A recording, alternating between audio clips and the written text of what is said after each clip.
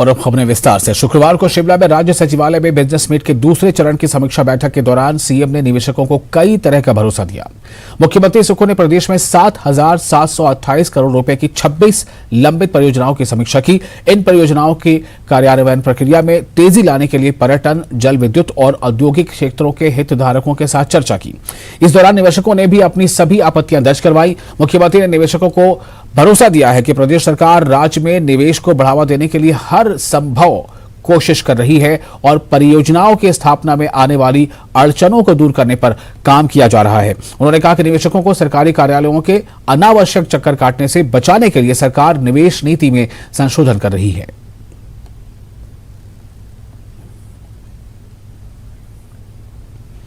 मुख्यमंत्री सुखविंदर सिंह सुक्खू ने पूर्व सरकार में मुख्यमंत्री रहे जयराम ठाकुर को आड़े हाथों लिया। पत्रकारों से बात करते हुए सीएम ने कहा कि जयराम ठाकुर की सरकार द्वारा लिए गए कर्जे के बयान चुकाने के लिए कर्जा लेना पड़ रहा है।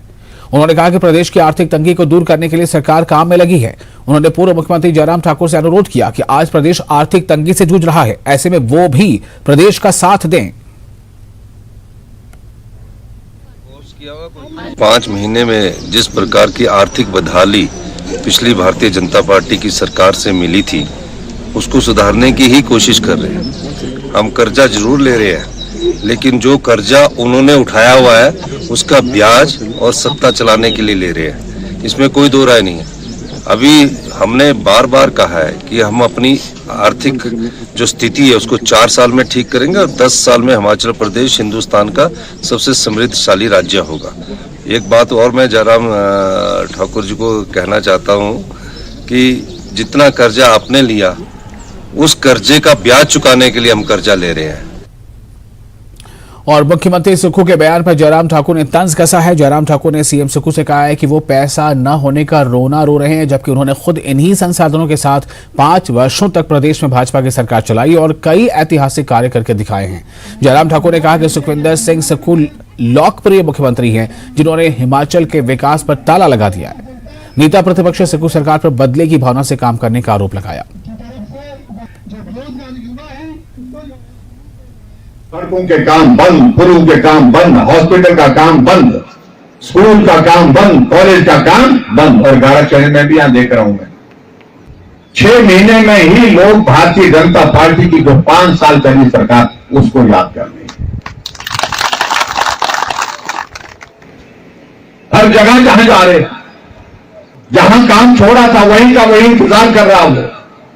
सड़कें बना करके रखी और मलबा पड़ा है, मलबा भी उठाने की स्थिति में नहीं हो पा रहे। और यही सवाल या बलराम विधानसभा क्षेत्र का विषय नहीं है, पूरे हिमाचल का मैं जिक्र कर रहा हूं। कॉलेज का भवन जिसके लिए हमने पैसे का प्रावधान किया आज वही खड़ा हुआ है, या रेस्ट हाउस का भवन जिसके लिए हमने पैसे दे करके इस भवन को शुरुआत करने की एक कोशिश की, आज तक ये भवन बन करके तैयार हो जाना चाहिए था, वही का वही खड़ा है। वित्तीय स्थिति पर कैबिनेट सब कमेटी की पहली बैठक हुई।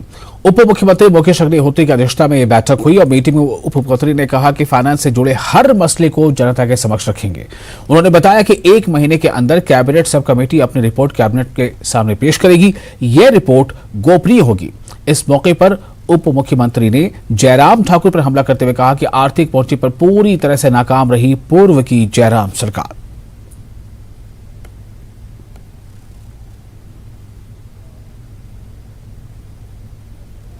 नहीं, देखिए, अभी हम इससे ज़्यादा किसी डिटेल में अभी पढ़ना नहीं चाहते।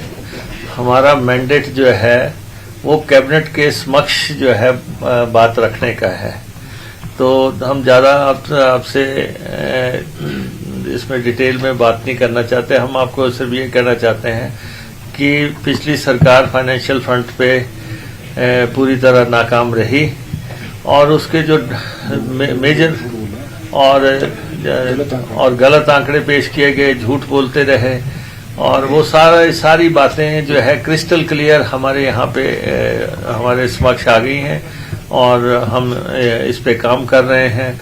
अभी हमारी कमेटी के तीसरे मेंबर चौधरी चंद्र कुमार जी आज नहीं थे, नेक्स्ट मीटिंग में वो भी आ जाएंगे। तो फुल मीटिंग जो है जल्दी विद इन 15 डेज करके और दो मीटिंगें हम करेंगे और उसके बाद अपनी रिपोर्ट सबमिट कर देंगे। भारतीय जनता पार्टी ने लोकसभा चुनाव के लिए कमर कस ली है, जिसे लेकर आज केंद्रीय सूचना प्रसारण मंत्री अनुराग ठाकुर ने सोशल मीडिया कार्यकर्ताओं के साथ बैठक की। जसवा परागपुर विधानसभा में ग्रीन वैली होटल में यह बैठक हुई। इस मौके पर अनुराग ठाकुर ने कार्यकर्ताओं को लोगों तक केंद्र सरकार की योजनाओं को पहुंचाने के लिए प्रेरित किया। 9 वर्षों की पहचान सेवा, समर्थन और गरीब कल्याण, सेवा, सुशासन और गरीब कल्याण, ये मोदी जी ने 9 वर्षों में करके दिखाया है। गरीबों के जीवन में एक बड़ा बदलाव, पक्के मकान से लेके पानी की सुविधा, शौचालय से लेके रसोई गैस का सिलेंडर, ये पहले नहीं था, ये करके दिया है। और जो कभी सोचा ना था, पिछले 9 सालों में 7 नए IIT, 7 नए IIM, 390 विश्वविद्यालय और लगभग 70,000 नई MBBS की सीटें। आज गरीब का बच्चा भी डॉक्टर बन सकता है, ये हमारी सरकार ने करके दिया। मंडी जिला प्रशासन द्वारा गठित विभिन्न विभागों की साझा टीम ने मंडी के विभिन्न स्थानों पर दबिश देकर बाल मजदूरी कर रहे 5 बच्चों को रेस्क्यू किया। ये बच्चे इंदिरा मार्केट, चंद्रोड गली और मंडी बस स्टैंड के पास मजदूरी कर रहे थे। ADM मंडी अश्विनी कुमार ने बताया कि राष्ट्रीय बाल संरक्षण आयोग नई दिल्ली द्वारा बाल श्रम बचाओ अभियान के तहत ये कार्रवाई की गई है।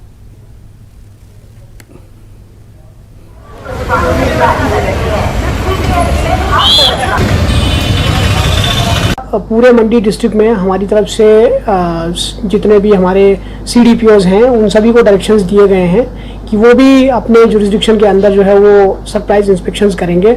शॉप्स में, इंडस्ट्रियल जो एस्टेब्लिशमेंट्स हैं और कई जगह जैसे हजार्डस इंडस्ट्रीज़ में भी बच्चों को चाइल्ड लेबर जो है वो यूज़ किया जाता है, तो उन सब की चेकिंग इस कैंपेन के दौरान जो है वो की जाएगी।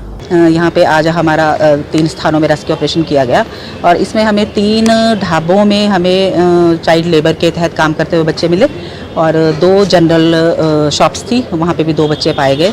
तो ये 5 बच्चों का रेस्क्यू हुआ और इन 5 बच्चों को जिला बाल कल्याण समिति के पास प्रस्तुत किया गया। अब वहाँ पे जब तक इन बच्चों के वांछित दस्तावेज नहीं मिल जाते हैं तब तक इनको ओपन शेल्टर होम मंडी में रखा गया है।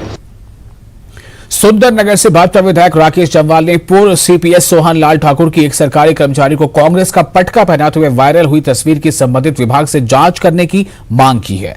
राकेश जम्वाल ने आरोप लगाया कि कर्मचारियों को तबादले का डर दिखाकर उन्हें जबरदस्ती कांग्रेस में शामिल करके अपना जनाधार दिखाने की कोशिश की जा रही है।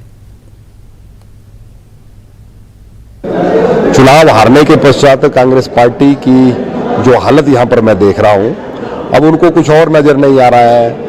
अनेकों सरकारी कार्यक्रमों में जिन लोगों को जनता ने नकार दिया है वो सरकारी कार्यक्रमों में जा रहे हैं और कर्मचारियों को डराकर धमकाकर जो सेवारत कर्मचारी है, जो वर्तमान में सेवाएं दे रहे हैं, नौकरी कर रहे हैं, उनको ट्रांसफर का डर दिखाकर जो है उनको कांग्रेस पार्टी में शामिल किया जा रहा है और उसको फोटो भी जो है वो मीडिया में, सोशल मीडिया में भी वायरल कर रहे हैं। मुझे लगता है कि ये एक बहुत बौखलाहट का ये परिचय है और आज कांग्रेस जो है वो बुरी तरह से हताश है, लेकिन ये बड़ा दुर्भाग्यपूर्ण है। मैं उन विभागों के अधिकारियों से भी कहना चाहूंगा कि इस प्रकार जहां पर कांग्रेस की सदस्यता किसी कर्मचारी को दिलाई जा रही है, इस पर थोड़ा सा विभाग भी संज्ञान ले। सोलन और सिरमौर जिले में इस वर्ष मटर का बम्पर उत्पादन हुआ है। इस वर्ष अब तक 18,000 क्विंटल मटर सोलन सब्जी मंडी में पहुंच चुका है, जबकि बीते वर्ष पूरे सीजन में सिर्फ 14,000 क्विंटल मटर आया था। बीते वर्ष की अपेक्षा इस साल काफी अच्छा मटर का उत्पादन हुआ है। इस वर्ष मटर का रेट भी किसानों को 55 से 60 रुपए प्रति किलो तक मिला है। मार्केट कमेटी सोलन सचिव रविंद्र शर्मा ने बताया है कि इस वर्ष किसानों को लहसुन और टमाटर के भी अच्छे रेट मिल रहे हैं। ग्रीन पीस की जहां तक बात है तो पिछले साल इन डेट्स में हमारे पास 14,000 क्विंटल मटर आया था टोटल और इन दिनों में बंद हो गया था मटर आना। लेकिन इस बार कुछ क्लाइमेटिक चेंज भी है, बल्कि हमें लग रहा था कि शायद कम मटर होगा, लेकिन 18,000 क्विंटल मटर अभी तक आ चुका है, जो कि किसानों के लिए एक बहुत बड़ी खुशखबरी है और रेट्स भी काफ़ी अच्छे इस बार मटर के हमें मिल रहे हैं। और गार्लिक की बात, जहां लहसुन की बात की आपने, तो कोरोना काल के बाद लहसुन की डिमांड बढ़ी है और इस बार अभी तक हमारे पास 14,300 क्विंटल लहसुन आ चुका है और बाहर बेचा जा चुका है, जबकि पिछले साल 11,000 क्विंटल लहसुन ही अभी तक हमारे पास आया था। कुल्लू जिले में मुख्य संसदीय सचिव सुंदर सिंह ठाकुर के द्वारा एडवेंचर टूरिज्म को बढ़ावा देने के लिए नई रिवर राफ्टिंग साइट का शुभारंभ किया गया।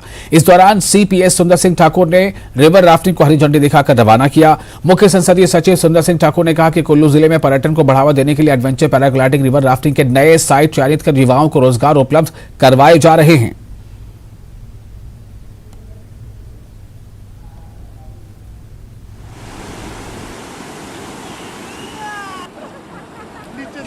ये मैं समझता हूँ कि एक गाइडलाइन लाने की भी ज़रूरत है, जिसमें कि हमारे जो लोकल ऑपरेटर्स हैं इन्हें पैसा मिलना चाहिए और लोकल लोगों को रोज़गार मिलना चाहिए, और जो लोग जान जोखिम में डालकर इस काम को कर रहे हैं और पूरी तरह समर्पित है, अपने परिवार को पालने वाले हैं, और ये जो बिचौलियों के पास ये जो काम धंधा एडवेंचर टूरिज्म का जा रहा है, इसे रोकना होगा और हमारे स्थानीय युवाओं को रोज़गार मिलना होगा। ऐसे में ये जो नया स्ट्रेच बना है, यहाँ पे डिस्ट्रिक्ट टूरिज्म ऑफिसर है, एसडीएम महोदय हैं, पूरी जो भी राफ्टिंग का जो पैनल है, ये मैं समझता हूँ कि एक बहुत ही बढ़िया जो स्ट्रेच है कुल्लू के लिए एक नया एक तोहफा होगा। आज कुल्लू में पैराग्लाइडिंग शुरू हो गई है।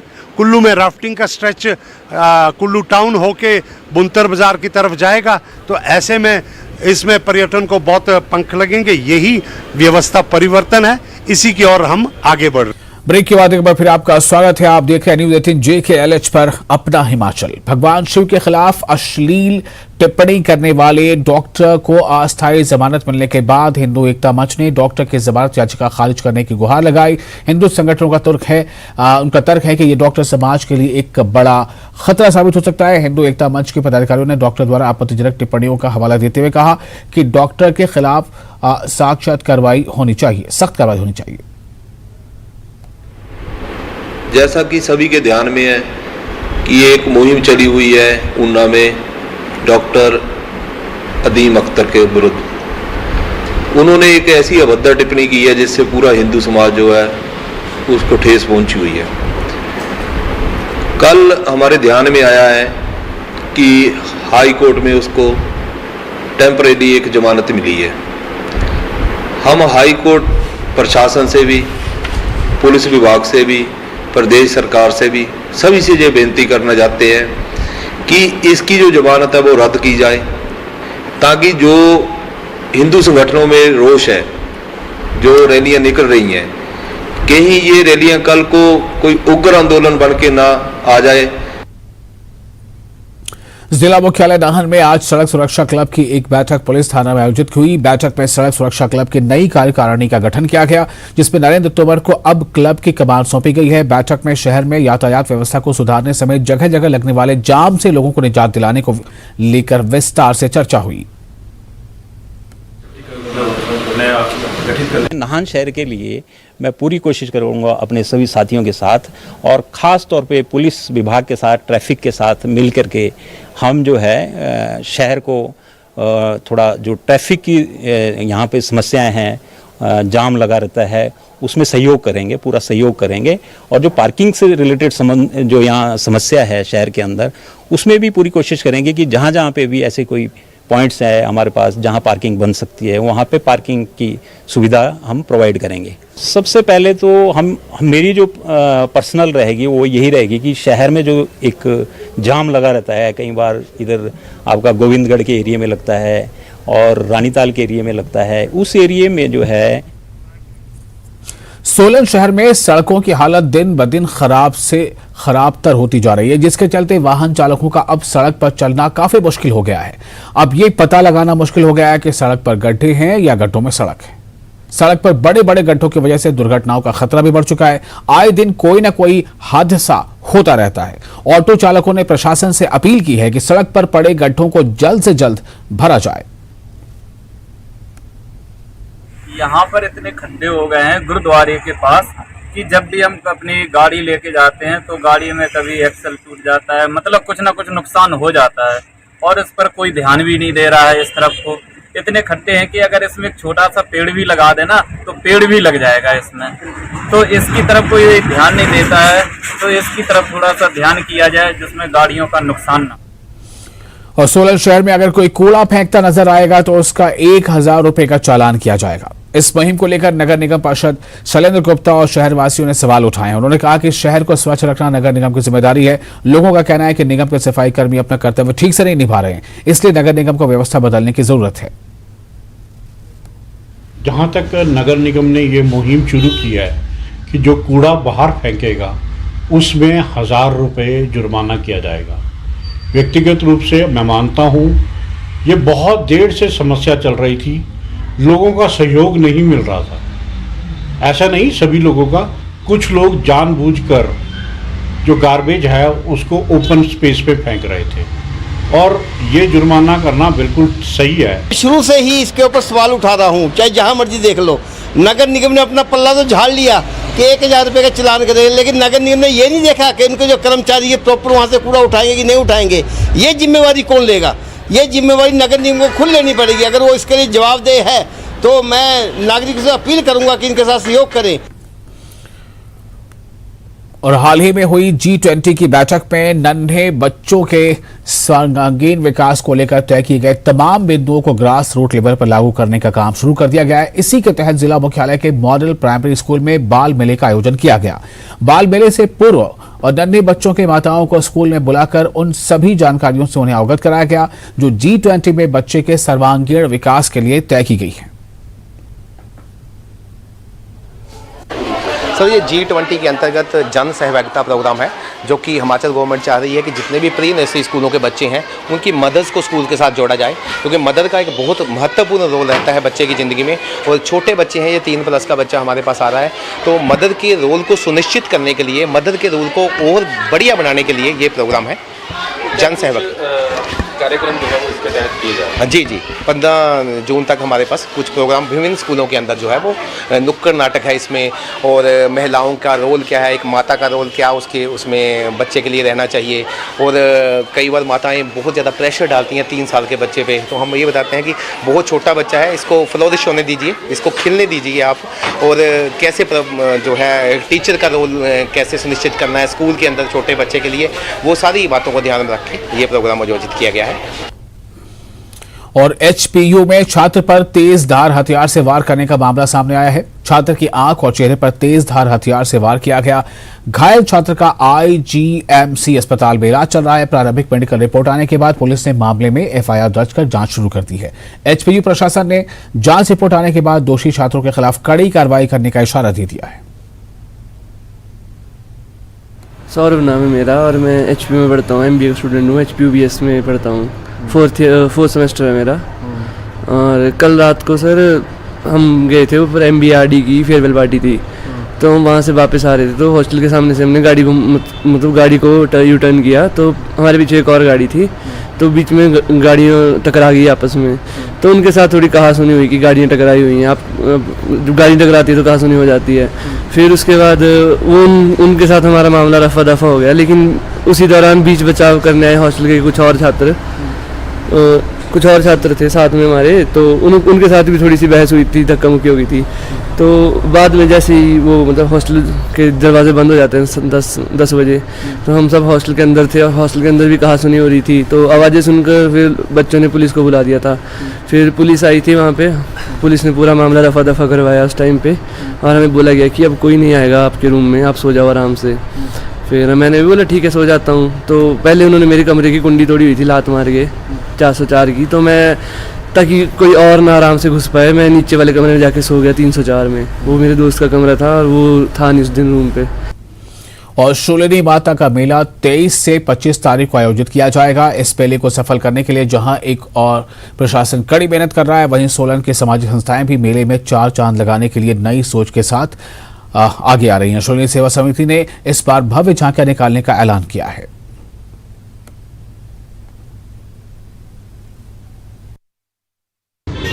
इस बार जो है हमने शूलिनी माँ शूलिनी मेले के लिए जो शुक्रवार को हमारी झांकी निकलती है, उसमें एक तो जहाँ पे माल रोड के ऊपर माता का डोला रुकता है वहाँ पे फोग का इंतजाम किया है, और दूसरा शनिवार और इतवार को जो माँ शूलिनी नीचे मंदिर में वहाँ पे भी फोग जो है 2 दिन चलेगी।